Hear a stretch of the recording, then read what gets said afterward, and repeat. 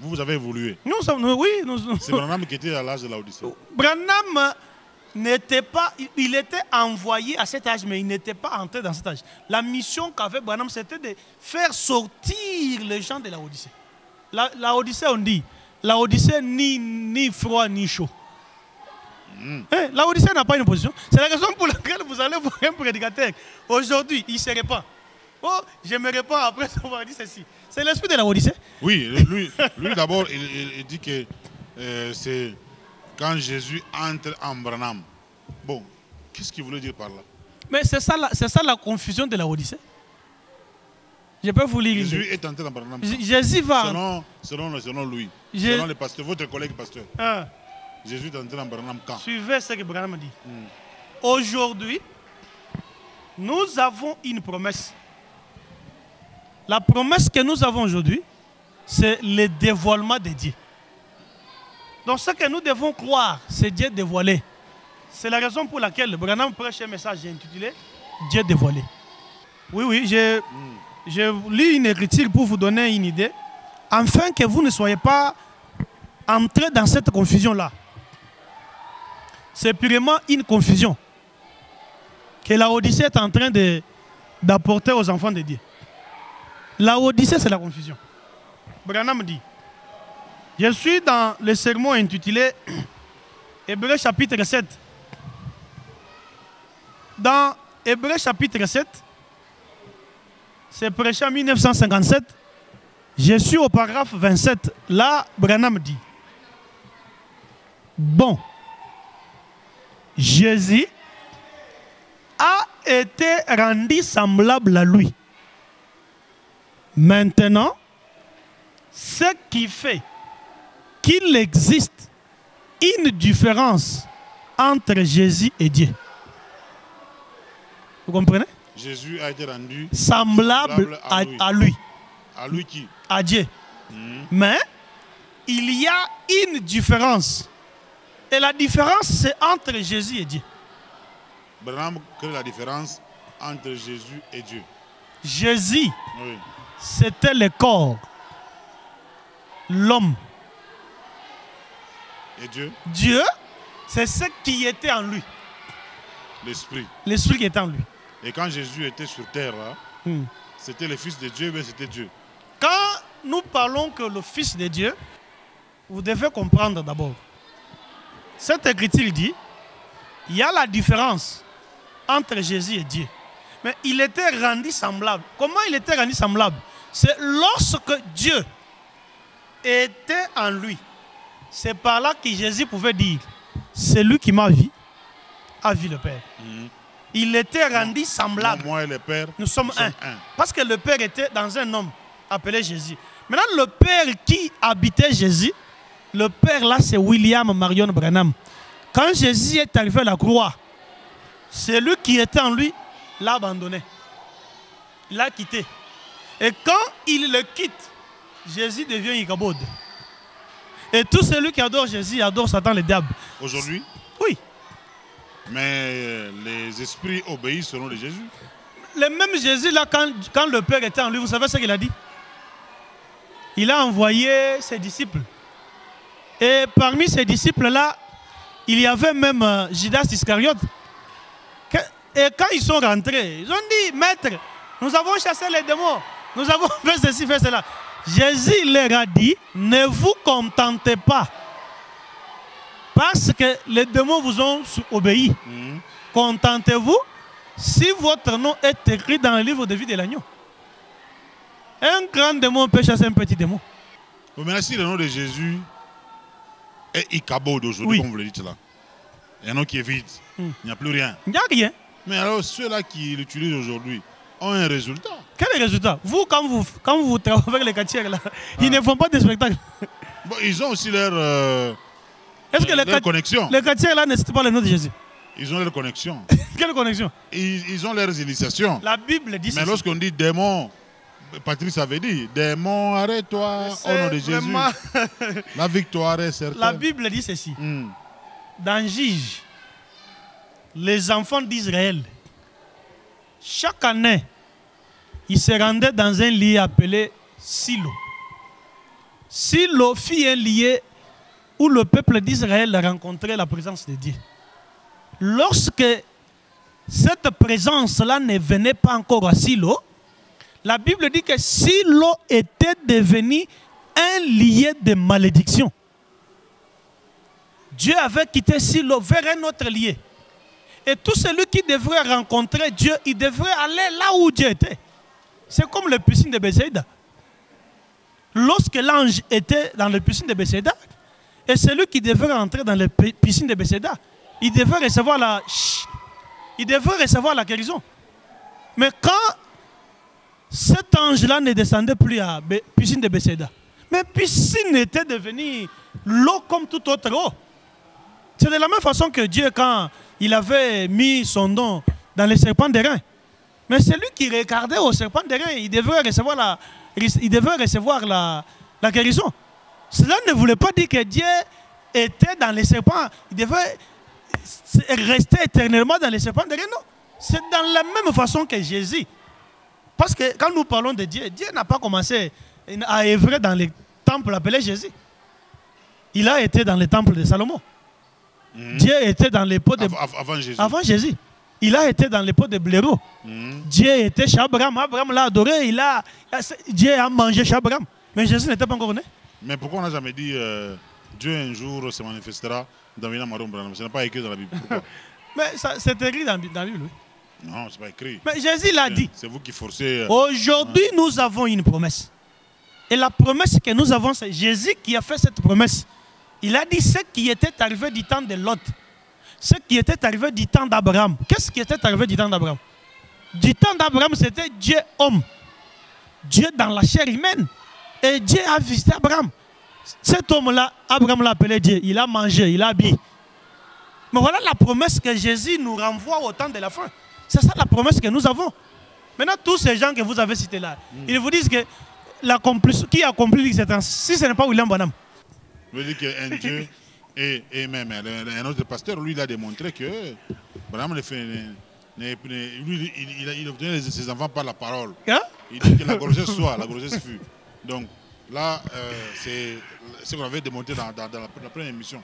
Mais jusque-là, qu'est-ce qui est de grand, un événement grandiose que Branham avait fait, qui doit nous impressionner qu'il est Dieu. Okay. Même nous ici, quel est le plus grand événement qu'il avait fait qui doit nous impressionner qu'il est Dieu? Ce qui nous prouve que réellement Branham est Dieu, ce sont les œuvres. Que William Branham a manifestées. Il y a des prophètes qui le font ici. Quels sont, il y a des prophètes alumbachistes qui font des exploits. Quels exploits? Nous suivons ça à la télévision. Qui délivrent les gens, les paralytiques, les boiteux. Hein? Même les morts, tout ça. Vous savez, Kimbangu l'a fait aussi. Vous savez, Kimbangu l'a fait. Ici à Lubumbashi, nous avons des petits démons de l'enfer. Tous ces gens-là sont des petits démons de l'enfer. Ils viennent de l'enfer, ils doivent rentrer de l'enfer. Des petits démons comment? Des petits démons de l'enfer. Comment ça? Ils font ces histoires-là avec la puissance démoniaque. Ce n'est pas quelque chose que vous pouvez comparer à William Marion Branham. William Branham a fait des choses indiscutables, les choses que Jésus n'a pas pu faire. Les choses que Jésus n'a pas pu faire. Et donc William Marion Branham a fait des choses que Jésus n'a pas pu faire? Oui. Donc il a fait des miracles plus que Jésus? Parce que, oui, il a fait plus que Jésus. Je vous ai lu dans Matthieu 20. Jésus n'a pas pu donner la vie éternelle. Branham a donné la vie éternelle. Branham dit, tout ce que moi, Branham, j'ai aimé, et tous ceux qui m'ont aimé, je leur offre la vie éternelle. Donc aujourd'hui, la vie éternelle, c'est aimer Branham. Quand vous aimez Branham, vous avez la vie éternelle. La Bible ne dit pas ça. Hein? La Bible dit la vie éternelle et qu'ils te connaissent, toi le vrai Dieu. Qui n'est pas Jésus. La Bible dit. Qui n'est pas Jésus. Qui te connaissent, toi le vrai Dieu. Mais le vrai Dieu qui n'est pas Jésus. Parce que même Branham peut donner la vie éternelle. C'est ça parce que Branham est le vrai Dieu. Je lance l'appel solennel à tout croyant du message. Que si vous êtes dans la confusion, et cette confusion est amenée par vos prédicateurs, abandonnez ces gens-là, ils sont les serviteurs du diable. L'unique véritable vrai Dieu, c'est William Marion Branham. Alors entre Jésus et Branham, qui est plus grand? C'est Branham. Comment ça? Parce que Branham est la divinité. Et Jésus, lui, était divinisé. Jésus, c'est l'homme. Et un homme qu'on a divinisé. Un homme qu'on a divinisé. Branham, lui, et la divinité. De sa naissance. Oui. Jusqu'à la fin de sa vie. Oui. La divinité s'appelle Branham. Donc lorsque le monde entier... Branham dit ceci. D'abord, écoutez. Le jour qu'on va rencontrer Dieu. Donc, Branham dit ceci. On va rencontrer Branham. Branham dit. On va voir Branham. Oui, Branham dit ceci. Quand vous lisez dans Ézéchiel chapitre 1er, verset 26, l'homme qu'Ézéchiel a vu, c'est William Branham. Parce que Branham dit ce qu'Ézéchiel avait vu à son temps. Aujourd'hui, la vision d'Ézéchiel est en photo. Maintenant, quand nous voyons la photo, c'est lui qui est là, c'est William Branham. C'est ce que j'ai dit, la différence entre Jésus et Branham. Jésus, c'est l'homme divinisé, mais Branham, c'est la divinité elle-même. Alors, comment vous allez comparer? Vous allez dire que non, j'adore Jésus, mais ça, c'est l'idolâtrie. C'est l'idolâtrie. Branham, c'est la divinité. Branham, c'est la divinité. Jésus, c'est l'homme divinisé. C'est l'homme divinisé. Mais le jour que nous allons rencontrer Dieu, on va voir. Dieu là vous allez rencontrer Dieu ou Dieu, vous l'avez déjà rencontré ici. On va rencontrer. Non, les derniers jours, quand dit il y aura les jugements, suivez d'abord. on va rencontrer Branham Il y a ceci. avec sa cravate. Écoutez, pour ceux-là qui nous suivent, il dit ceci. Un enfant de Dieu ne sera jamais jugé. Un enfant de Dieu ne sera jamais jugé. Parce que la Bible dit que ce sont les saints qui jugeront le monde. Maintenant, les saints là, c'est nous. Qui vont me juger. Parce que c'est nous les saints. C'est nous qui vont juger le monde. C'est pourquoi nous sommes là en train d'apporter la parole. Et quand nous apportons la parole, ceux-là qui acceptent ça, ils échappent au jugement. C'est la même chose qui était arrivée avec le temps de Noé. Noé a amené un message. Le message de Noé, c'était d'entrer dans l'arche. Et celui qui refuse d'entrer dans l'arche, il sera noyé par la pluie. Maintenant, celui qui était dans l'arche, est-ce qu'il devrait être noyé par la pluie? Maintenant, la même chose se passe aujourd'hui. Le saint, on ne juge pas les saints, mais plutôt ce sont les saints qui jugent le monde. Donc il y a des gens, c'est-à-dire c'est ce que je vous ai dit, vous allez voir aujourd'hui un chantre qui n'est pas prédicateur. Il se fait prédicateur. Maintenant, un chantre, qu'est-ce qu'il va faire? Il va chercher à plaire aux gens et il ne saura pas enseigner la parole de Dieu.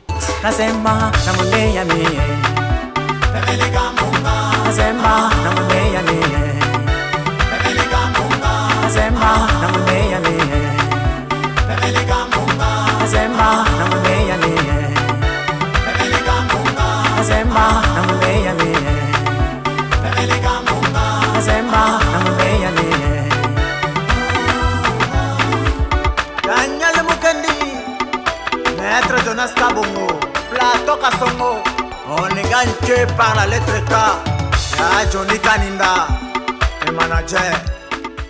Bonsoir. Aujourd'hui, nous allons recevoir pour la deuxième fois l'apôtre Léo Mercier. Il est l'adorateur de William Aaron Branham. Donc pour lui, il a toujours dit que les seuls vrais dieux qu'on peut adorer aujourd'hui, c'est William Marion Branham. Donc William Aaron Branham, c'est le père de Jésus. William Aaron Branham, c'est celui qui avait rendu grosse Marie. Ce sont des théories qu'il a toujours démontrées dans cette émission. Alors on va essayer de recevoir aujourd'hui dans cette émission Tribunal Populaire qui vous suivez sur la 97.0 MHz à partir de Bumbashi, la radio canal Bumbashi, la 615.25 MHz, et également la 174.25 MHz, aussi la chaîne YouTube BKM 12 TV. Alors continuez à vous abonner massivement sur notre chaîne, abonnez-vous massivement, likez et surtout partager nos différentes vidéos. Alors je suis réalisé techniquement par Deborah Kabissa, Bédic Chabani, Daniel Kalimi et toute la grande équipe de l'ITC. Bienvenue Kabunga, c'est moi, pour vous qui me suivez à la radio. Alors, je reçois l'homme de l'adoration, l'adorateur de William Aaron Branham. Bonsoir, apôtre Léo Mercier. Bonsoir, bienvenue. Est-ce que vous allez bien? L'homme qui fait des recherches par-ci par-là. Oui. Donc cette fois-ci, vous êtes branché à la foi Branham. Oui. Parce que cherchez ce qui se passe. Voilà. Alors, parmi vous, vous nous dites que nous devons adorer Branham comme Dieu. Mais l'Ifoko nous dit le contraire. Lui dit que Jésus s'est incarné en Branham. D'abord un petit commentaire. L'Ifoko, c'est un pasteur comme vous du message. Alors pourquoi vous parlez, vous avez des langages différents? C'est la raison pour laquelle je vous ai appelé que l'homme qui fait des recherches. Oui. Donc, vous êtes en train de chercher par-ci, par-là pour connaître la vérité. Oui. Oui. Ce que je peux vous dire, c'est quoi? Ces gens-là, je les ai toujours appelés nos demi-frères, oui. Quels gens? Ces gens-là. Mais c'était un Ces gens qui marchent avec des brochures, en même temps, ils ne sont pas nos frères, ce sont les demi-frères. Vous voyez, Abraham. Abraham avait son demi-frère, oui. Oui. Il s'appelait comment? Lot. Mais Abraham avait la promesse, avait la révélation. Abraham connaissait Dieu, mais l'autre ne connaissait pas Dieu. Maintenant, comme ces gens-là, nous savons qu'ils sont nos demi-frères.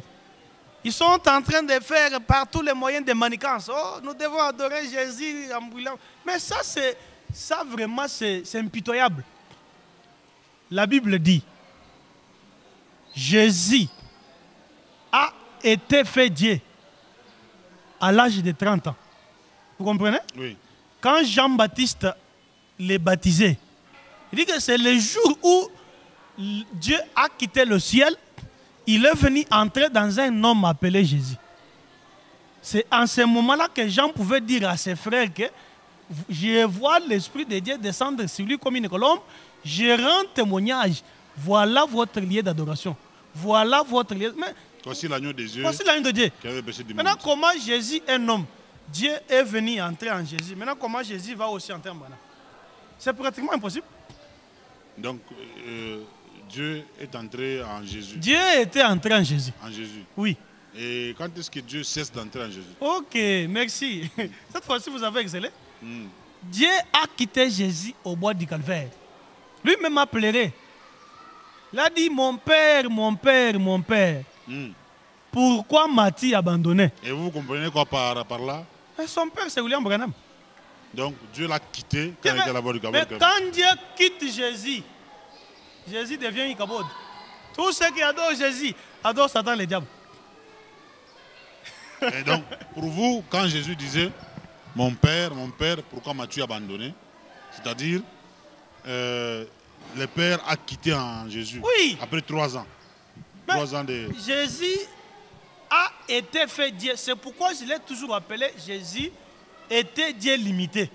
Jésus était Dieu limité. Était Dieu limité. Jésus était Dieu limité. Comment ça? Prenez avec moi Matthieu 20. Dans Matthieu 20, il y a une question qui est posée devant Jésus. Je peux lire la Bible? Oui. Ok. Pour ceux qui nous suivent. Mais la déclaration là, elle est vraiment forte. Hein. Mais... Jésus était Dieu limité. Pendant qu'il y a tous ces pasteurs ici qui l'adorent, qui les Dieu. Suivez ce que la Bible dit. La Bible dit c'est... Jésus-Christ est Dieu. Branham dit tous ces mouvements-là, ce sont des mouvements sataniques. Matthieu 20, je peux lire. Oui. Alors la mère des fils de Zébédée s'approcha de Jésus avec ses fils et se prosterna pour lui faire une demande. Il lui dit, Jésus, il lui dit, que veux-tu? Ordonne, lui dit-elle, que mes 2 fils que voici soient assis dans ton royaume, l'un à ta droite et l'autre à ta gauche. Jésus répondit, vous ne savez ce que vous demandez. Pouvez-vous boire la coupe que je dois boire? Nous le pouvons, dit-elle. Il leur répondit, il est vrai que vous boirez ma coupe, mais pour ce qui est d'être assis à ma droite et à ma gauche, cela ne dépend pas de moi et ne sera donné qu'à ceux à qui mon Père l'a réservé. Un Dieu limité. Un Dieu limité. Qu'est-ce que vous appelez limité ici? Vous êtes parents, n'est-ce pas? Vous avez des enfants, n'est-ce pas? Oui. Un enfant vient vous voir. Papa, j'ai besoin d'un sandwich. Vous dites que non. Moi, je ne peux pas vous donner le sandwich. Va demander à mon père. Donc, vous avez des responsabilités limitées.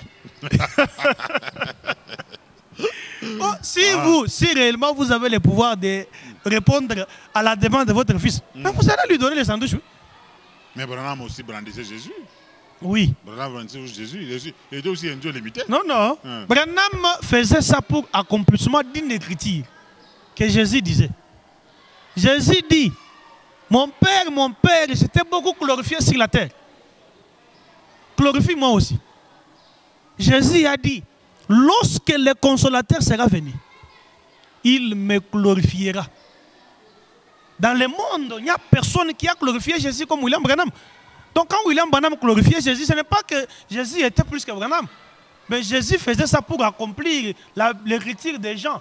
Donc Jésus avait fait une promesse que quand le consolateur, le Saint-Esprit viendra, il va me glorifier. Et le Saint-Esprit, c'est William Marion Branham. Tous ces gens-là, ils savent ce que j'ai dit. Tous ces gens que vous avez cités là, ils savent que Branham est le Saint-Esprit. Mais quand Branham prêchait aussi, des fois il citait Jésus, il brandissait Jésus, oui. Il montrait Dieu et tout ça, ainsi de suite. Il attendait aussi l'avènement de Jésus, ainsi de suite. Mais qu'est-ce qui fait que vous, aujourd'hui, vous puissiez chambouler tout pour dire non, c'est lui qui était le Dieu véritable? Vous savez le message de Branham. Le message de Branham, c'est pour les élites. Si tu n'es pas prédestiné, ça va tout être compliqué. Je vais vous illustrer un exemple dans la Bible. Je vais d'abord vous parler de l'esprit d'Élie. Un jour, Élie était avec Géhazi, son serviteur. Le serviteur a vu l'armée syrienne. Cette armée est venue vers Géhazi. Géhazi est parti voir. Il est allé devant cette armée. Il a posé la question, qui cherchez-vous ici? Ces gens ont dit, non, nous cherchons Élie. Vous cherchez Élie? Élie est à Paris. Quand Élie est à Paris, il a posé la question à ces gens-là. Qui cherchez-vous ici? Qu'est-ce qu'ils ont dit? Nous cherchons Élie. Élie dit, suivez-moi, je vous conduis vers Élie. Or, ce peuple-là était devant Élie, mais ils ne connaissaient pas que réellement c'était lui Élie. C'est ça la condition exacte de cette génération dans laquelle nous nous retrouvons aujourd'hui. Ils ont devant Branham. Ils ne savent pas qui est Branham. Pourquoi j'ai dit ça? Branham dit, Noé ne pouvait pas apporter le message de notre âge. Moïse ne pouvait pas prêcher la parole de Noé. Jésus ne pouvait pas prêcher le message de Moïse. Mais comment Branham pouvait prêcher le message de Jésus? Un message d'un âge ne peut jamais entrer dans un autre âge. Donc quand l'âge là termine, c'est Ikabod. Donc le message de Jésus appartient à quel âge? À un âge passé. C'est dépassé. Pour cette histoire. Donc à l'âge de la Odyssée, c'est Branham maintenant qui nous donne le message. Nous ne sommes pas de la Odyssée. Ceux qui sont de la Odyssée, ce sont les gens que vous avez cités là. Parce que la Odyssée, c'est la confusion. Ah, vous n'êtes pas de l'âge de la Nous ne sommes pas de la Odyssée. Donc vous ne parlez pas de cet âge de l'église. Nous ne sommes pas encore dans la Odyssée. Nous sommes sortis de la Odyssée. Parce que quand vous sortez de la Odyssée, vous allez connaître les dieux véritables. Vous avez évolué. C'est Branham qui était à l'âge de la Odyssée. Branham n'était pas, il était envoyé à cet âge, mais il n'était pas entré dans cet âge. La mission qu'avait Branham, c'était de faire sortir les gens de la Odyssée. La Odyssée, on dit, la Odyssée ni froid ni chaud. La Odyssée n'a pas une position. C'est la raison pour laquelle vous allez voir un prédicateur. Aujourd'hui, il ne se répand. Oh, je me réponds après avoir dit ceci. C'est l'esprit de la Odyssée. Oui, lui d'abord, il dit que c'est quand Jésus entre en Branham. Bon, qu'est-ce qu'il voulait dire par là? Mais c'est ça la confusion de la Odyssée. Je peux vous lire. Jésus est entré en Branham. Jésus va. Selon lui. Selon le pasteur, votre collègue pasteur. Jésus est entré en Branham quand? Suivez ce que Branham dit. Aujourd'hui, nous avons une promesse. La promesse que nous avons aujourd'hui, c'est le dévoilement de Dieu. Donc ce que nous devons croire, c'est Dieu dévoilé. C'est la raison pour laquelle Branham prêche un message intitulé Dieu dévoilé. Oui, je lis une écriture pour vous donner une idée, afin que vous ne soyez pas entrés dans cette confusion-là. C'est purement une confusion que la Odyssée est en train d'apporter aux enfants de Dieu. La Odyssée, c'est la confusion. Branham dit, je suis dans le sermon intitulé Hébreux chapitre 7. Dans Hébreux chapitre 7, c'est prêché en 1957. Je suis au paragraphe 27. Là, Branham dit, bon, Jésus a été rendu semblable à lui. Maintenant, ce qui fait qu'il existe une différence entre Jésus et Dieu, Vous comprenez? Jésus a été rendu semblable à lui. À lui qui? À Dieu. Mais il y a une différence. Et la différence, c'est entre Jésus et Dieu. Branham, quelle est la différence entre Jésus et Dieu? Jésus, oui, c'était le corps. L'homme. Et Dieu? Dieu, c'est ce qui était en lui. L'esprit. L'esprit qui était en lui. Et quand Jésus était sur terre, c'était le Fils de Dieu, mais c'était Dieu. Quand nous parlons que le Fils de Dieu, vous devez comprendre d'abord. Cette écriture dit, il y a la différence entre Jésus et Dieu. Mais il était rendu semblable. Comment il était rendu semblable? C'est lorsque Dieu était en lui. C'est par là que Jésus pouvait dire, c'est lui qui m'a vu, a vu le Père. Il était rendu semblable. Moi et le Père, nous sommes un. Parce que le Père était dans un homme appelé Jésus. Maintenant, le Père qui habitait Jésus, le Père là, c'est William Marion Branham. Quand Jésus est arrivé à la croix, c'est lui qui était en lui, l'a abandonné. Il l'a quitté. Et quand il le quitte, Jésus devient Ichabod. Et tout celui qui adore Jésus adore Satan le diable. Aujourd'hui? Oui. Mais les esprits obéissent au nom de Jésus. Le même Jésus là, quand le Père était en lui, vous savez ce qu'il a dit? Il a envoyé ses disciples. Et parmi ces disciples-là, il y avait même Judas Iscariote.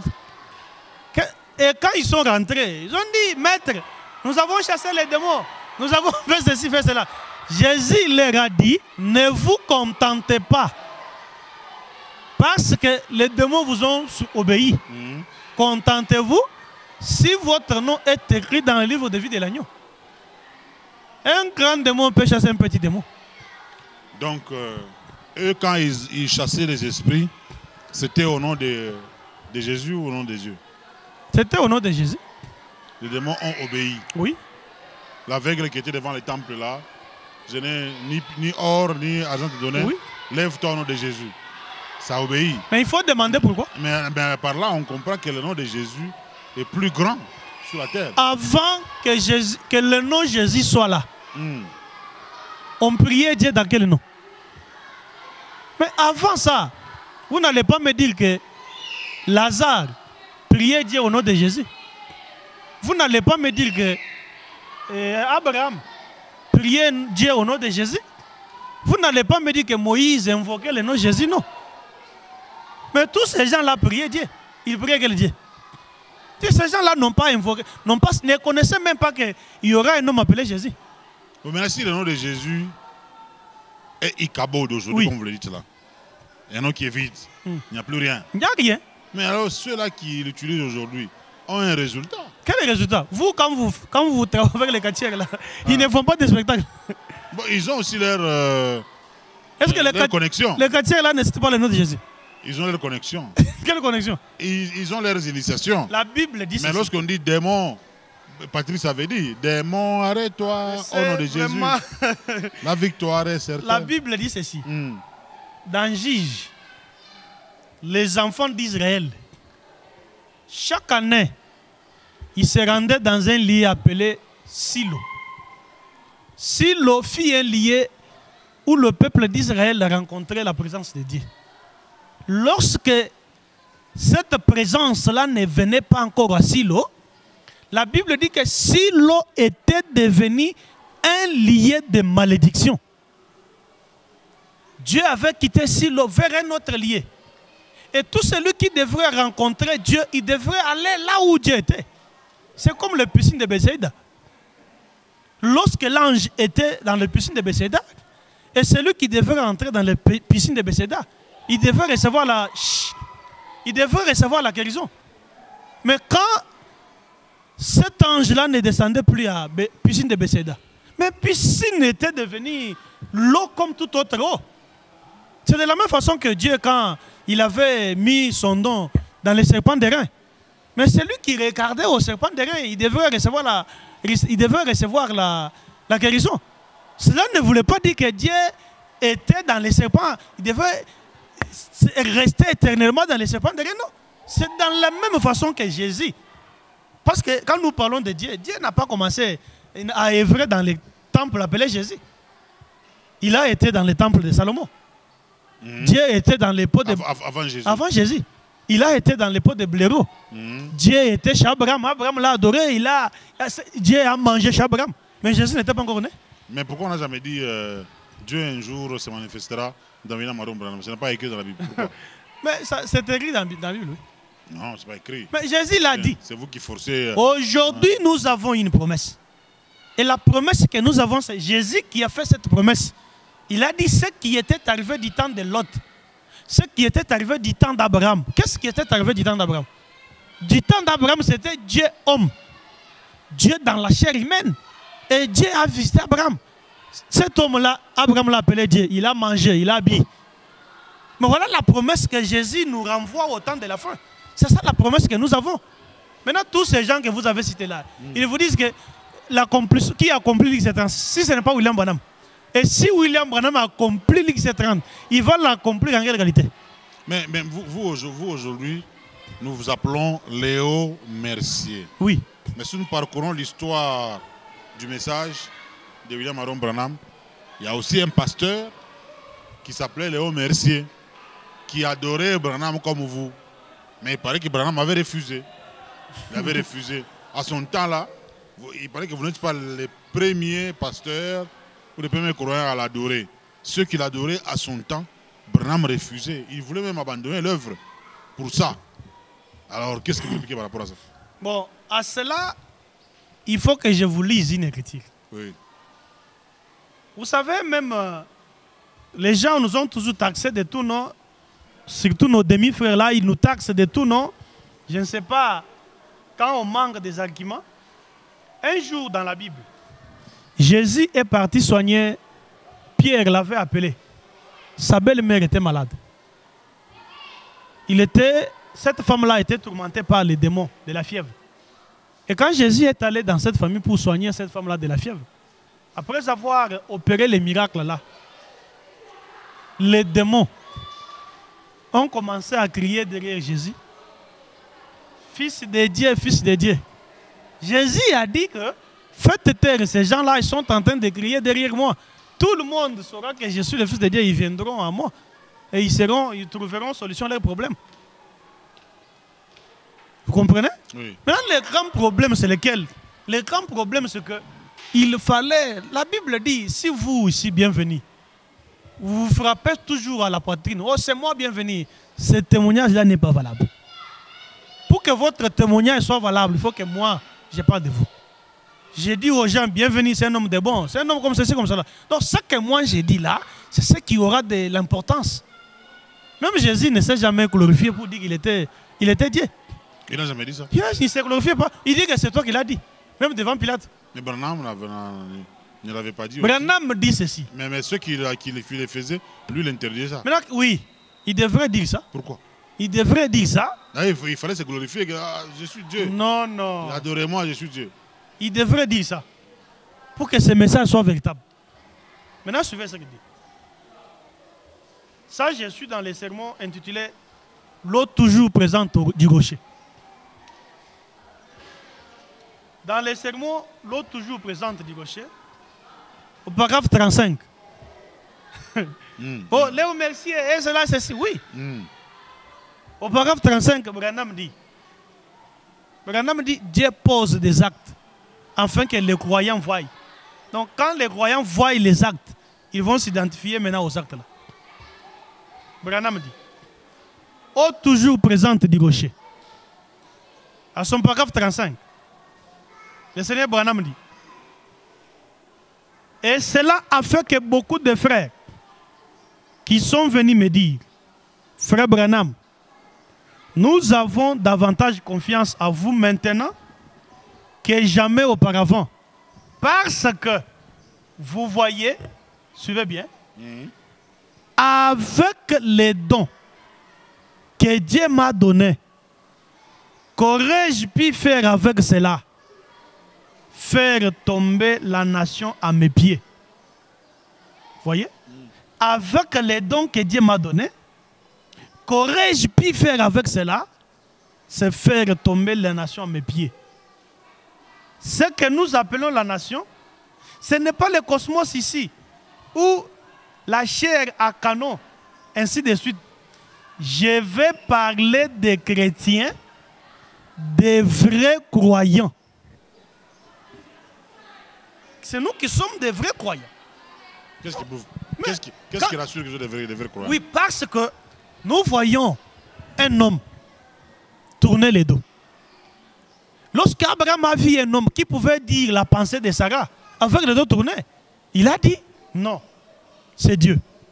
Mais quand je peux voir aujourd'hui un homme avec les dos tournés, il dit qu'il y a un homme derrière moi et cet homme s'appelle Cox. Ce que Cox a comme problème, son enfant a un problème du souffle. Mais ça me prouve, ça m'amène carrément à comprendre que voilà les dieux véritables. Pour dire aujourd'hui que non, Branham est Dieu. Et quand les gens te suivent, dis que non, je me répands. Les gens ont confiance en Branham, c'est parce que Branham avait des dons. Des dons qui pouvaient faire tomber une nation et tout ça. Mais il n'y a pas longtemps que vous avez vous-même critiqué les dons ici. Quand nous parlons des dons, on doit se réjouir quand nos noms sont inscrits dans quand nous parlons des dons, les dons que nous parlons, les dons, ce n'est pas des aventures que vous voyez les gens chercher la sorcellerie. Vous voyez les gens qui partent utiliser les corps sans vie au cimetière. Vous voyez les gens qui se lavent l'eau là qu'on a levé des cadavres. Ils viennent avec de magie, faire toutes sortes de bêtises. Là, vous appelez ça les dons? Non. Les dons que nous parlons ici, les dons que Branham parle, c'est le ministère. Le ministère qu'il était en train d'exercer. Et quand nous voyons ce ministère, qu'il était, le ministère, quel ministère? Le discernement. Vous ne voyez pas que vous exagérez. Dire que... Et vous énervez même les gens. Bon, les gens sont énervés quand oui, la parole de Dieu doit énerver les gens, oui. Et regardez d'abord dans les temps passés. On vous dit, vous ici, avec les études que vous avez faites là, on vous dit que cet enfant ici de Marie, l'enfant que les autres prétendaient être né hors les liens du mariage, on vous dit que cet enfant-là est Dieu. Allez-vous accepter? La parole de Dieu a toujours énervé les gens. C'est la raison pour laquelle Habakkuk dit, jetez les yeux parmi les nations, soyez saisis d'étonnement et d'épouvante. Car en ces jours-là, je ferai une œuvre que vous ne croirez pas si on vous le dirait. Quelle œuvre? Aujourd'hui, Dieu a une femme et des enfants. Là, bienvenue, n'accepte pas.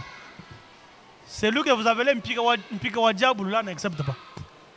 Aujourd'hui, Dieu a une femme et des enfants. Aujourd'hui, Dieu a une femme et des enfants.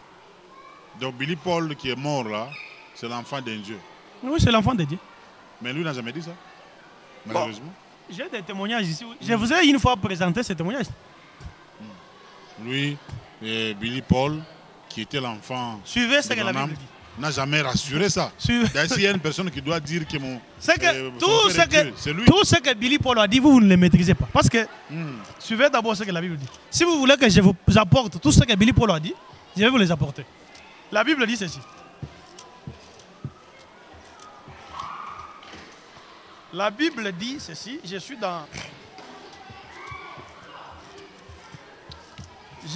dans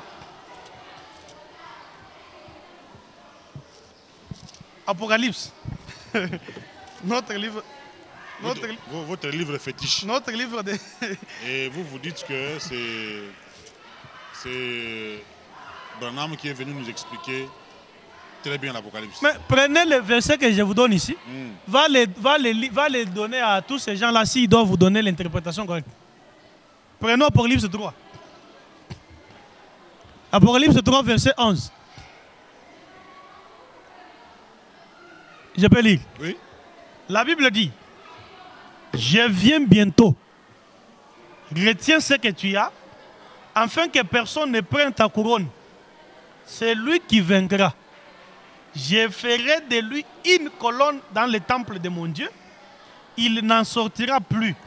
J'écrirai sur lui le nom de mon Dieu, le nom de la ville de mon Dieu, de la nouvelle Jérusalem qui descend du ciel auprès de mon Dieu, et mon nom nouveau. Vous comprenez ici? Oui. On parle du nom nouveau. Quand on parle des noms nouveaux, c'est par rapport à un nom ancien. Une fois, Dieu s'appelait Jésus. Mais aujourd'hui, Dieu ne s'appelle plus Jésus. Aujourd'hui, Dieu s'appelle. Aujourd'hui, Branham dit, les noms nouveaux, on devrait connaître ça dans les 7 tonnerres. Maintenant, pose la question à ces gens-là. Est-ce que les tonnerres sont révélés? Oui. Et si les tonnerres sont révélés, est-ce qu'ils connaissent les noms nouveaux de Dieu? C'est pas tout le monde qui croit au tonnerre. Hein. Si, c'est lui. L'équipe de Chila est là. Pour eux, les tonnerres ne sont pas révélés. Les tonnerres sont révélés. Tout celui qui croit au tonnerre croit que Jésus est déjà revenu. C'est un démon. Les tonnerres sont révélés. Donc vous croyez qu'on peut calaise. Lui aussi, il croit que les tonnerres sont révélés. Lui, c'est un farceur. Il croit que les tonnerres sont révélés. C'est un farceur. S'il connaît que les tonnerres sont révélés, qu'il vous donne les noms nouveaux. Lorsque les tonnerres sont révélés, automatiquement... Quand les tonnerres s'ouvrent, nous devons connaître les noms nouveaux de Dieu. Et les noms nouveaux de Dieu, c'est... Les noms nouveaux de Dieu connus après le vertu des tonnerres. Mais il y a des chercheurs qui ont dit que Branham était un franc-maçon. Comment est-ce qu'un Dieu peut pactiser avec les francs-maçons? C'est de la même façon. Il faisait des réunions dans les temples des francs-maçons. Vous voyez Jésus. Je vous amène d'abord. Je vous amène d'abord. Il pactisait avec tous ces gens-là. Je vous amène d'abord dans la deuxième dispensation du temps de Jésus. Vous savez les griefs qu'on présentait contre Jésus.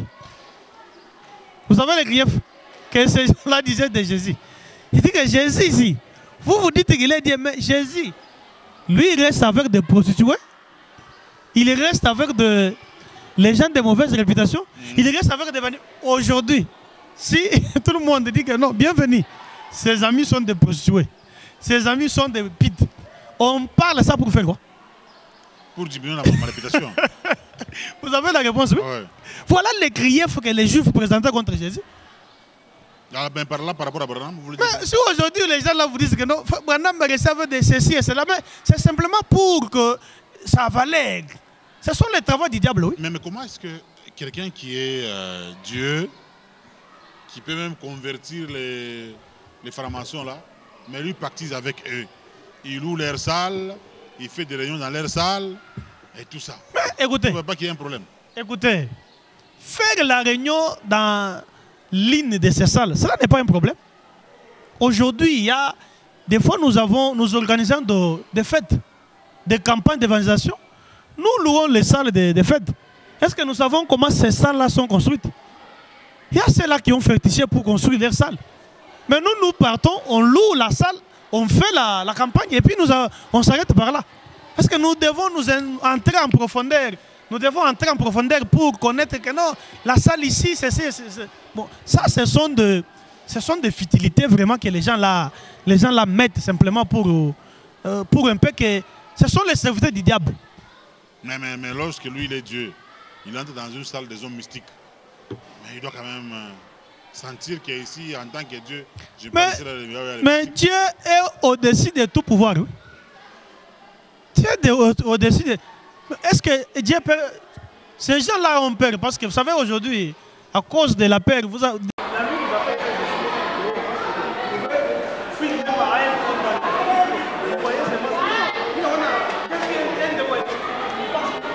Je veux dire qu'un Dieu et même un autre pasteur, lui, il a démontré que Branham il obtenait ses enfants par la parole. Hein?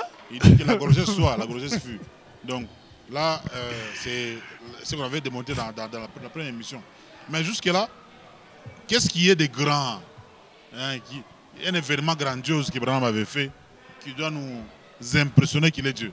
Okay. Même nous ici, quel est le plus grand événement qu'il avait fait qui doit nous impressionner qu'il est Dieu? Ce qui nous prouve que réellement Branham est Dieu, ce sont les œuvres.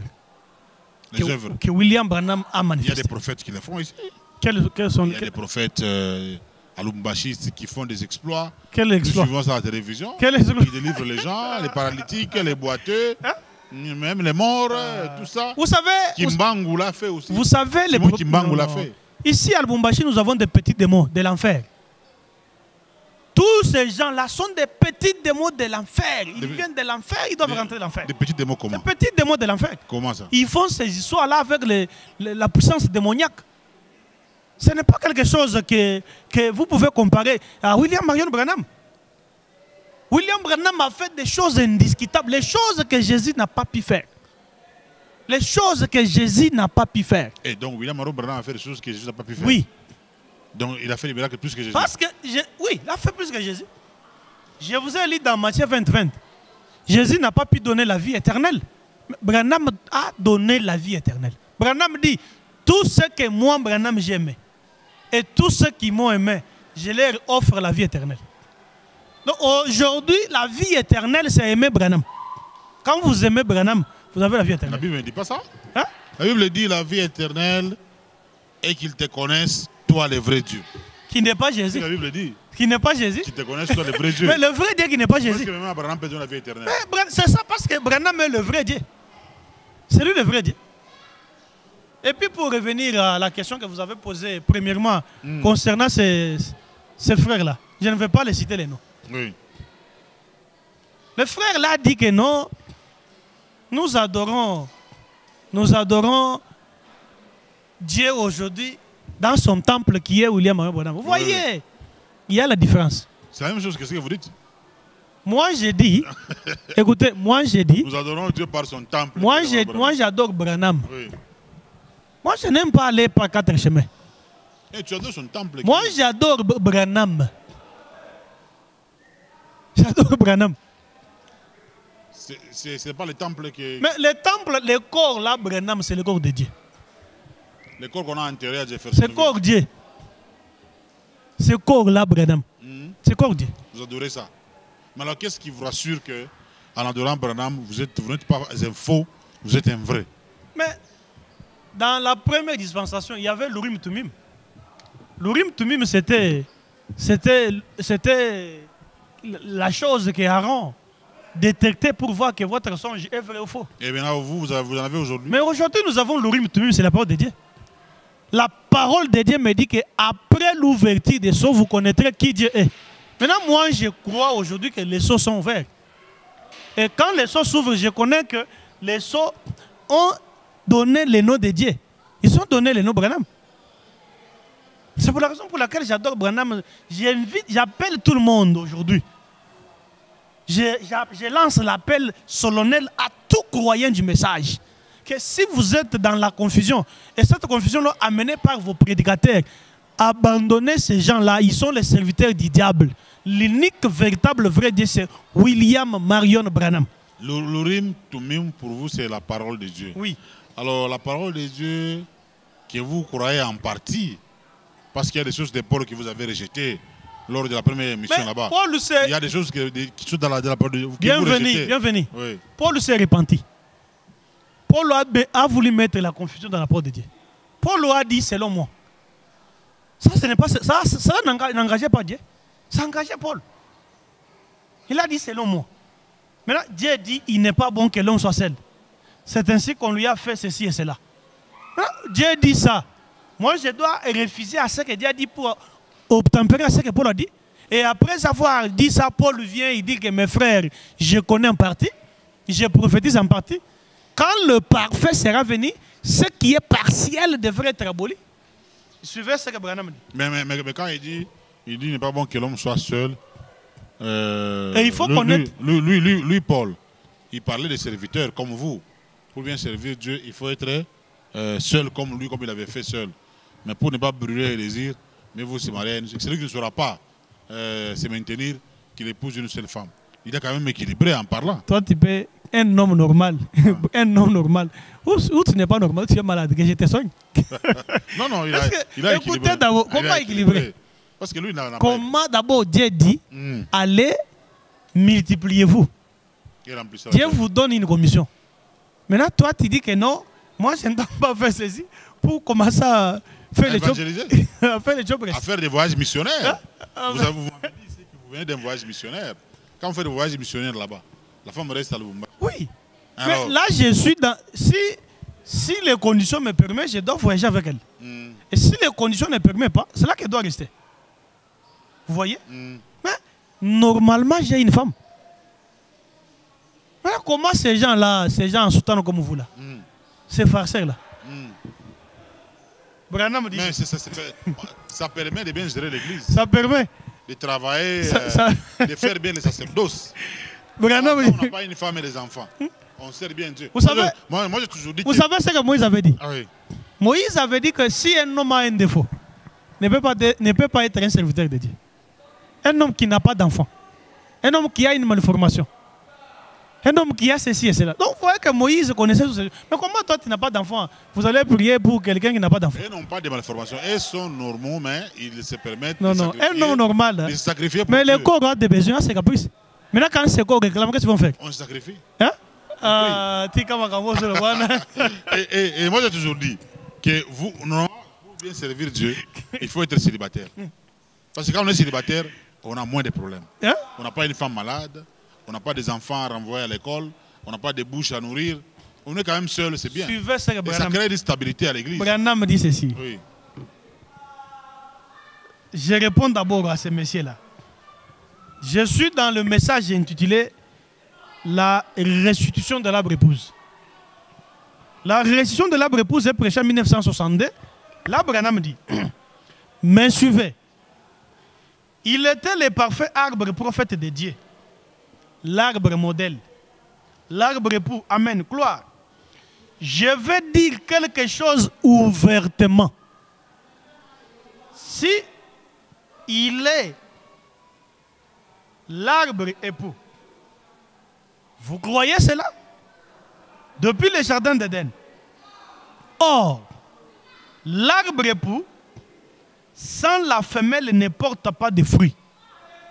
Ainsi, il doit y avoir un arbre épouse. Celui-ci doit naître du même matériel. La parole faite chair. La parole faite chair. C'est-à-dire, vous avez compris quoi par cette lecture? Oui. Lorsque Jean a vu la colombe descendre sur Jésus, il a dit à ses frères, voilà votre lieu d'adoration. Voilà l'agneau de Dieu contre le péché. Maintenant, aujourd'hui, cette colombe-là est dans un homme appelé William Marion. William Marion est la parole faite chair.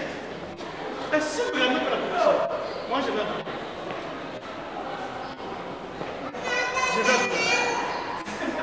J'ajoute encore une. Et la parole fait chair. La plénitude de la confession. On dit la parole c'est chair. C'est le temps. Oui. Et quand lui est mort, Dieu n'a pas quitté. Parce que vous avez dit que quand tu viens dans la parole, Branham me dit ceci. Dieu l'a quitté. Oui. Quand Branham lui il a fait l'accident de voiture, Dieu l'a pas quitté. Branham me dit ceci. Dieu l'a pas quitté. Oui, non. Après cette dispensation, je ne l'ai pas dit. Il n'y aura pas l'autre. Si Branham met la parole, c'est les conséquences de la processus d'adoration. Parce que lorsqu'un Branham a vu la processus, et là, il a adoré la processus. Aujourd'hui, la processus. Pourquoi pas la Branham? Je suis dans le second intitulé. C'est le lever du soleil. Il dit une femme sans enfant, une femme qui était ministre, va vraiment passer un peu de tout ça. Je suppose que vous, vraiment, vous prenez la place de Dieu. Vous comprenez? Les gens qui avaient compris. Ce n'est pas vous m'amener au Tilaï, au Mpika Wadjaboul. Non. Ce sont des gens qui ne comprennent pas. Ils ont aussi des brochures. Mais on peut lire les brochures pour ne pas comprendre. S'il n'est pas la semence, comment on doit comprendre? Il faut être la semence pour comprendre. Ils ne sont pas les semences. Ils ne sont pas la semence. Il n'y a que vous qui... Mais ce sont, les semences du serpent. Tous ces gens-là, ce sont les semences du serpent. Donc, quand il dit Jésus dans Branham, là, il se trompe. Il se trompe, c'est ça ce qui amène l'idolâtrie. Mais vous, quand vous avez Branham, c'est l'idolâtrie, non? Non. Mais vous adorez aussi un homme. Jésus n'était pas qui est mort et enterré. Jésus n'était pas la divinité. Mais Jésus était divinisé. Maintenant, comment un homme qui était divinisé va encore... C'est ça la religion des Mormons. Alors, entre Jésus et Branham, qui est plus grand? C'est Branham. Comment ça? Parce que Branham est la divinité. Et Jésus, lui, était divinisé. Jésus, c'est l'homme. il y a un homme qu'on a divinisé. Un homme qu'on a divinisé. Branham, lui, et la divinité. De sa naissance. Oui. Jusqu'à la fin de sa vie. Oui. La divinité s'appelle Branham. Donc lorsque le monde entier... Branham dit ceci. D'abord, écoutez. Le jour qu'on va rencontrer Dieu. Donc, Branham dit ceci. On va rencontrer Branham. Branham dit. On va voir Branham. Oui. Branham dit ceci. Quand vous lisez dans Ézéchiel chapitre 1er, verset 26, l'homme qu'Ézéchiel a vu, c'est William Branham. Parce que Branham dit ça qu'Ézéchiel avait vu à son temps. Aujourd'hui, la vision d'Ézéchiel est en photo. Maintenant, quand nous voyons la photo, c'est lui qui est là, c'est William Branham. C'est ça que j'ai dit, la différence entre Jésus et Branham. Jésus, c'est l'homme divinisé, mais Branham, c'est la divinité elle-même. Alors, comment vous allez comparer? Vous allez dire que non, j'adore Jésus, mais ça, c'est l'idolâtrie. C'est l'idolâtrie. Branham, c'est la divinité. Branham, c'est la divinité. Jésus, c'est l'homme divinisé. C'est l'homme divinisé. Mais le jour que nous allons rencontrer Dieu, on va voir. Vous allez rencontrer Dieu ou Dieu, vous l'avez déjà rencontré ici. On va rencontrer Branham. Non, les derniers jours, quand il y aura les jugements, suivez d'abord. on va rencontrer Branham Il y a ceci. avec sa cravate. Écoutez, pour ceux-là qui nous suivent, il dit ceci. Un enfant de Dieu ne sera jamais jugé. Un enfant de Dieu ne sera jamais jugé. Parce que la Bible dit que ce sont les saints qui jugeront le monde. Maintenant, les saints là, c'est nous. Qui vont me juger? Parce que c'est nous les saints. C'est nous qui vont juger le monde. C'est pourquoi nous sommes là en train d'apporter la parole. Et quand nous apportons la parole, ceux-là qui acceptent ça, ils échappent au jugement.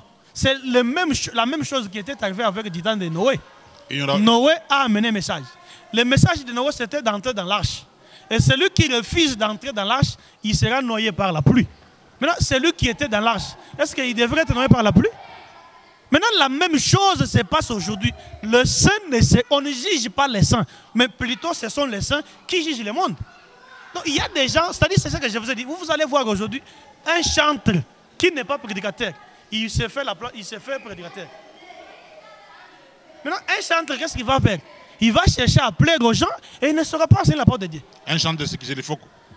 Il est chantre, en même temps pasteur. Moi, je n'ai pas cité les noms de quelqu'un. Il est les deux. Moi, non. Au Congo, écoutez, au Congo, nous avons des gens qui sont chantres, en même temps pasteurs. Moi, Kalambaye, chantre pasteur. Moïse Mbie, chantre pasteur.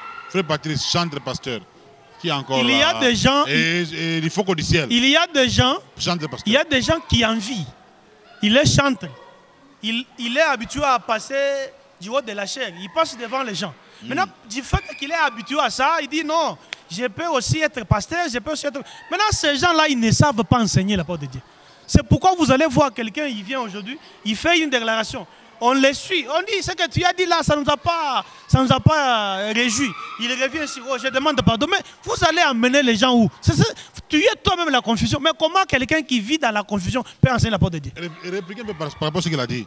Il a dit au début, il critiquait la politique dans l'œuvre de Dieu. Ouais, aujourd'hui, quand il est allé au Canada, il a lu Branham quelque part là-bas. Branham dit que les enfants doivent aller aussi en politique, tout ça. Alors il a changé l'ordonnance pour dire... Lui, il change l'ordonnance en quelle qualité? C'est un farceur, oui. En tant que pasteur. J'ai écouté ce que il change l'ordonnance pour dire désormais aller aussi en politique. C'est un farceur. Écoutez ce que Branham dit. Vous ne pouvez pas épater un peuple de dire que quand je suis allé au Canada, le Canada c'est où? Sur la terre. C'est sur la terre. Il a fallu dire que je suis allé au ciel. Le ciel m'a dit que non, à l'entrée dans la politique. Ouais. Non, ce n'est pas que je suis allé au Canada. Vous voulez épater les pauvres ou bien vous voulez épater qui? Il faut pas citer le Canada. C'est au Canada où il a lu. Donc ici, on ne lit pas les messages. C'est moi au Canada qu'on lit les messages. Branham m'a dit ceci. Il a trouvé quelque chose de plus important là-bas. Ces gens-là, moi, je les appelle, ils sont des prestigieux. Ce sont des farceurs. Ils font des farces. Donc il fallait lire ça ici. Branham dit, suivez ce que... J'ai lu, écoutez ce que Branham dit. Je vais lire dans le message intitulé « L'invention des États-Unis ». Il y a certaines personnes, un chanteur habitué à chanter, plaire aux gens. Mais au lieu de rester dans les cantiques, oh, vous savez, non, Bienvenue. Ne soyez pas... Ne suivez pas ces gens-là. Hein? Oh, quand je suis allé au Canada, c'est ça les ciels. Celui qui vit au Canada et celui qui vit au Congo, ils sont différents. Tu peux vivre au Canada sans Dieu et tu meurs, tu vas en enfer, mais celui qui vit au Congo, il a Dieu, il va au ciel. Vous allez au ciel. Mais les ciels, moi j'ai le ciel, je suis au ciel. Parce que les ciels s'appellent Branham. Le ciel, ce n'est pas un lieu où Jésus doit nous préparer une place et tout ça. Le ciel, c'est Branham. Le ciel s'appelle Branham, mon frère, bienvenue. C'est-à-dire quand vous mourrez, vous allez dans les ciel de mais d'abord, Branham dit ceci. Quand vous quittez ce monde ici, appelez-moi par les noms. Moi, je vais vous répondre. Quand Branham vous répond, c'est là la preuve que vous êtes au ciel. Il faut que je vous lise. Rapidement, parce que dans 10 minutes, oui. On doit terminer. Il faut que je... terminer. Oui, Et depuis que vous adorez Dieu là, et plutôt vous adorez Branham, vous avez bénéficié de quoi? Mais j'ai la vie éternelle. La vie éternelle? J'ai la vie éternelle. Non, vous êtes encore sur terre. Pour avoir la vie éternelle, il faut mourir. Cette vie-là, nous le recevons, c'est ici-bas. Oui, mais il faut l'Urim et Tumim. Mais c'est l'Urim et Tumim qui m'a montré que je suis au ciel. En adorant Branham, oui. Vous êtes au ciel. Oui. Vous avez la vie éternelle. J'ai la vie éternelle. Et après la mort, vous irez maintenant sur terre. Moi-même, là, je vous dis que moi, je ne mourrai pas. Ça veut dire quoi? Branham lui-même, ton Dieu était mort. Moi, j'ai la vie éternelle. Comment? Ton Dieu, Branham a fait l'accident. Comment d'abord quelqu'un qui a la vie éternelle, après avoir reçu la vie éternelle, vous allez encore vous attendre mais ton Dieu est mort par accident. Bon, ça, c'est toi qui l'as dit. Il a fait l'accident avec... Vous avez dit quoi? Il a fait l'accident avec un voyou. Vous savez, celui-là, il est déjà mort. Dieu qui fait l'accident avec un voyou. C'est Mpiga qui est mort déjà. Écoutez d'abord son nom. Par le nom, il s'est dit Mpiga. C'est un esclave. Oui, du Seigneur. Mais comment? Esclave du diable. Mais comment un esclave peut... Ok, attendez, j'ai voulu un peu pour donner une lumière au peuple de Dieu, qu'ils enlèvent ce qui se disent là sur... oh, tel a dit... Branham dit ceci. Je suis dans les inventions des États-Unis. C'est un message prêché en 1954. L'invention des États-Unis. Invention des États-Unis. Dans le sermon intitulé Invention des États-Unis,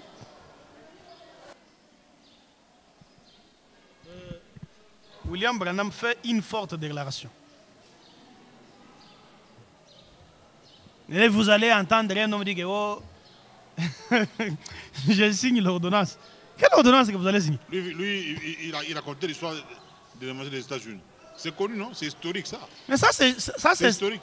Ça, c'est juste épater les gens. Ah oui, mais Branham, quand il dit l'invention des États-Unis, c'est aussi une prédication. Oui, c'est une prédication. Et là, il démontre quoi? Là, il démontre qu'un enfant de Dieu ne peut pas faire la politique.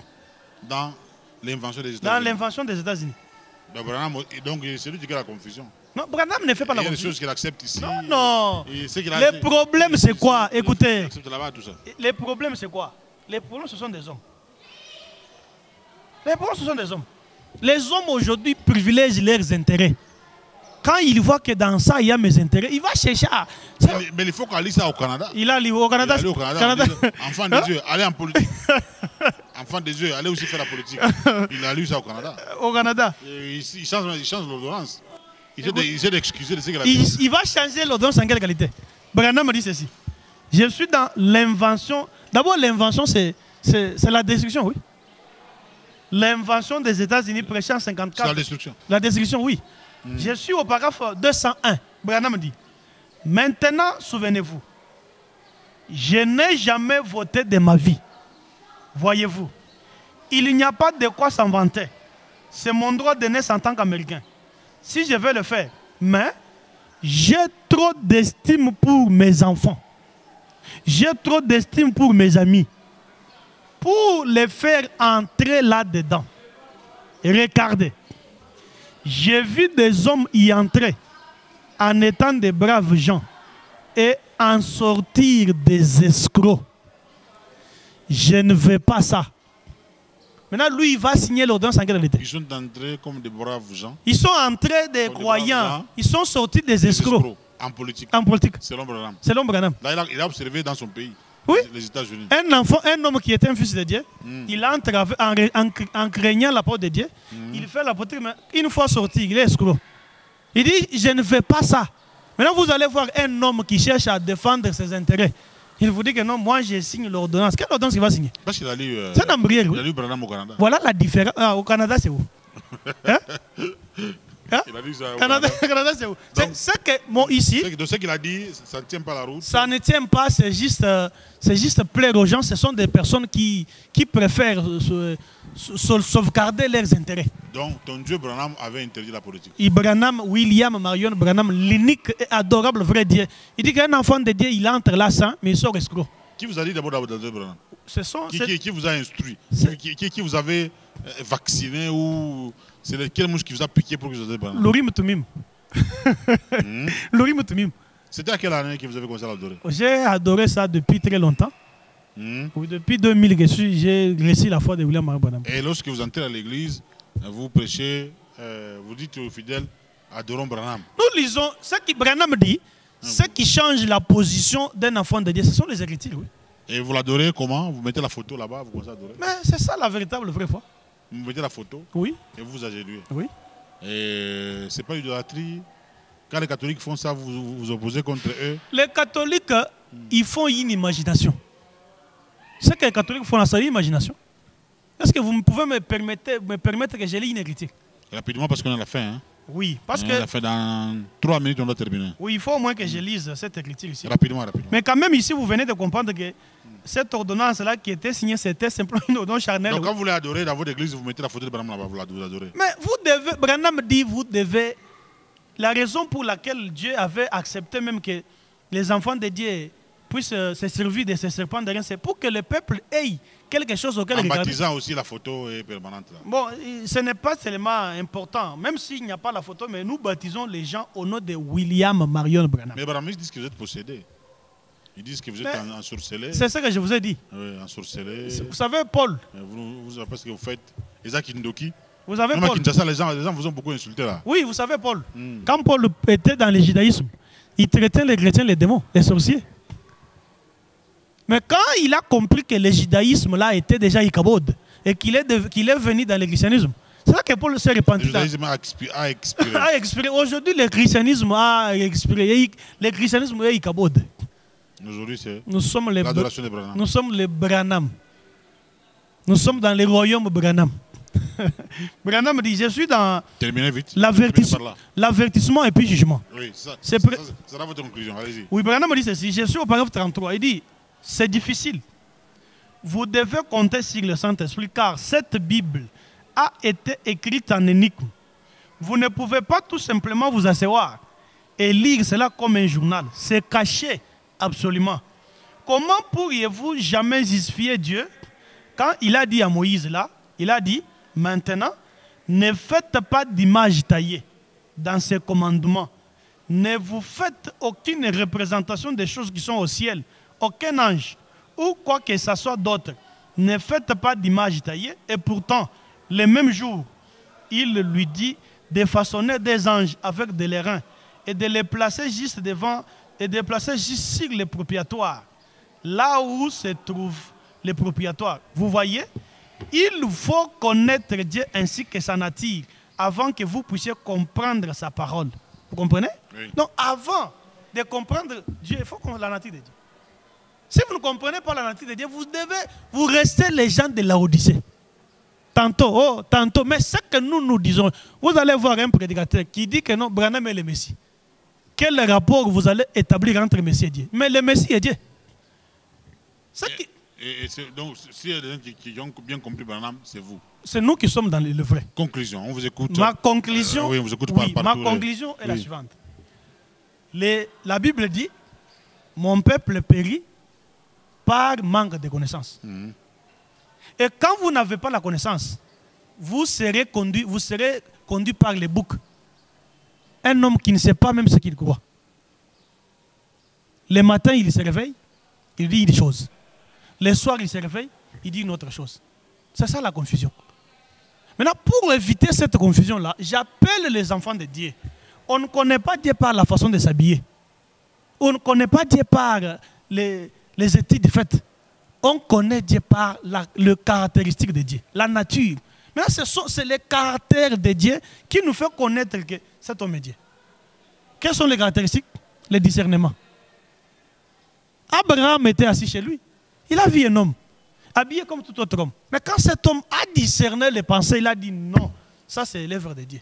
Maintenant, aujourd'hui, nous, dans cet âge ici, dans cet âge de la Odyssée, nous voyons le discernement, que ceci nous interpelle, que ceci stimule quand même les enfants de Dieu à saisir quelque chose que réellement, William Branham n'est pas un prophète, mais il est Dieu Tout-Puissant. Il est Dieu Tout-Puissant. Il est Dieu Tout-Puissant. Et au moment où nous parlons, il est où?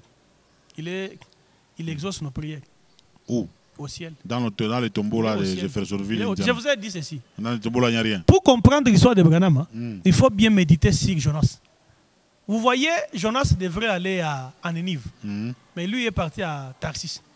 Et quand il était dans les bateaux là, on lui a mis dans l'eau. Et quand il était entré dans l'eau, la baleine l'a avalé. Pour les gens qui étaient dans les bateaux, ils pensaient que Jonas est comment? Jonas est mort. Il est mort, oui. Mais pour les gens de Ninive, Jonas était vivant. La baleine l'a vomi. Mais la baleine l'a vomi. Les tombeaux aussi avaient vomi. Dans l'émission suivante, je vais vous montrer une photo où cette tombeau-là avait vomi Branham. Et Jonas, quand il était entré dans... Il y a une photo là. Il y a une photo, oui. Que l'eau, c'est vraiment vomi. Oui, il y a une photo. Et quand Jonas était entré dans les ventes des poissons, là, il n'a jamais été mort. Voilà. Il était toujours vivant. Même quand William Branham était entré dans cette tombeau-là, il n'était pas mort. Il est toujours vivant. Il est toujours vivant. Voilà. Et la tombe devrait vomir Branham vivant.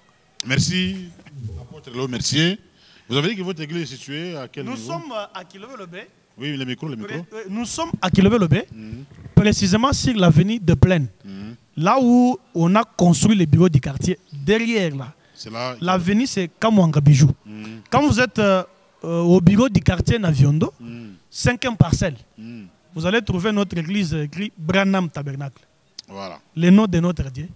Nous les portons partout. Même aujourd'hui, tous ces gens-là qui vous font du bruit, là, oh non, ils s'appellent comment? Vous les appelez comment? Branhamistes. Mais pourquoi pas les appeler les jésuites?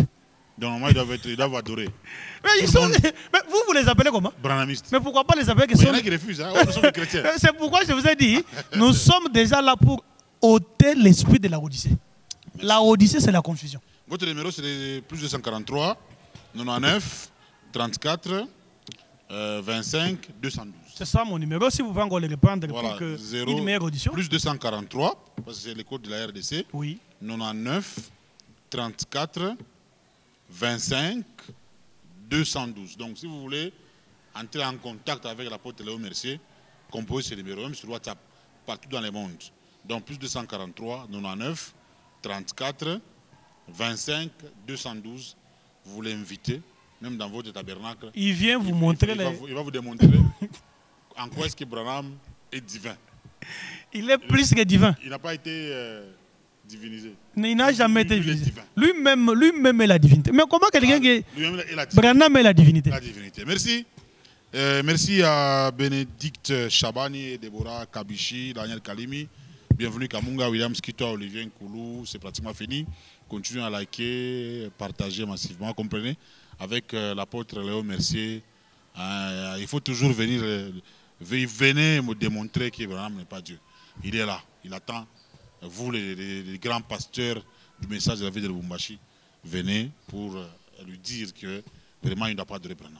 Merci, apôtre. Merci, bienvenue. C'est une bonne chose. Comme vous avez appelé les ingrédients, mais je pense qu'ils ont toujours l'habitude de fuir. Quand nous les invitons comme ça, ils n'ont pas le temps de venir. Mais qu'ils viennent quand même, je dois leur prouver que Branham, à part Branham, il n'y a point de Dieu. Il n'y a point de Dieu à part Branham. À part Branham, il n'y a point de Dieu. S'il y a un Dieu, ce Dieu-là, c'est William Marion Branham. Merci. Merci. À la prochaine. Merci. Que Dieu vous bénisse. Que William Marion Branham vous bénisse. Dieu n'est pas, écoutez, Dieu n'est pas un nom. Dieu c'est un titre, mais le nom de Dieu c'est William Marion Branham. Merci. Zemba,